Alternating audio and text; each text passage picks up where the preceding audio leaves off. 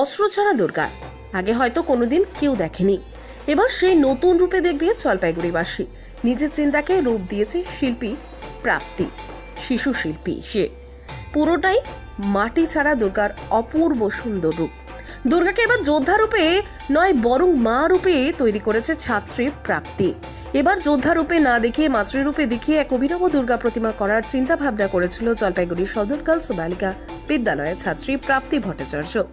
তার বাড়ি বটতলা এলাকায়। প্রাপ্তির ইচ্ছা মাকে এবার যোদ্ধা রূপে তৈরি না করে মাতৃরূপে তৈরি করার ইচ্ছা। আর তাই সে দুর্গা প্রতিমার পাশে কোনো অস্ত্র দেওয়া হয়নি।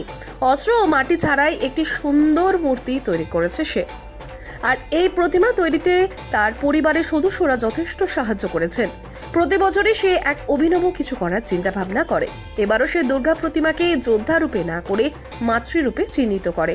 এই প্রতিমার জন্য মাটি ছাড়া পিচবোর্ড দিয়ে তৈরি করেছে সে, যার মুখমণ্ডল অপরূপ, যা দেখতে অসংখ্য মানুষ তার বাড়িতে ভিড় করে।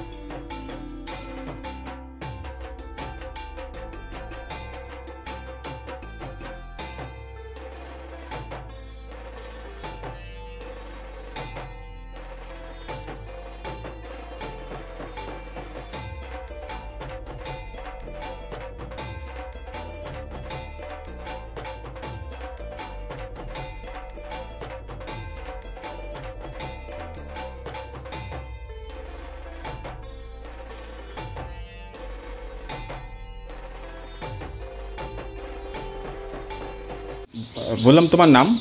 আমার নাম প্রাপ্তি ভট্টাচার্য। তোমার কোন স্কুলে কোনটা ছিল? আমি সদর গার্লস স্কুলে পড়ি। আচ্ছা, এবার একটা অভিনব দুর্গা প্রতিমা বানিয়েছো, সেটা মাটি ছাড়াই। হ্যাঁ। কিভাবে?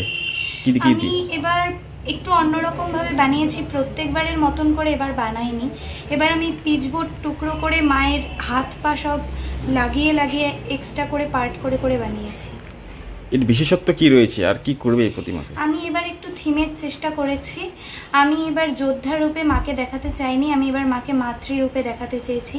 তাই মার হাতে কোনো অস্ত্র দেইনি। এই যে প্রতিমার হাতে অস্ত্র দাওনি, যোদ্ধা রূপে দেখাতে চাওনি কেন মূলত?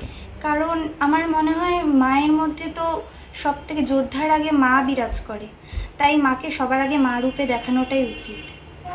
এই চিন্তা ভাবনা কেন এলো? আমি অনেক ছোটবেলার থেকেই ঠাকুর এইভাবে করে বানাই, তো আমার মনে হয় যে আমার এই ঠাকুরটা বানানোর প্রতি একটা আবেগ কাজ করে। প্রতি বছর বানাও? হ্যাঁ। কত বছর থেকে? আমি মানে মোটামুটি 6 বছর হলো। আচ্ছা, কি করবে পরে এই ঠাকুরকে?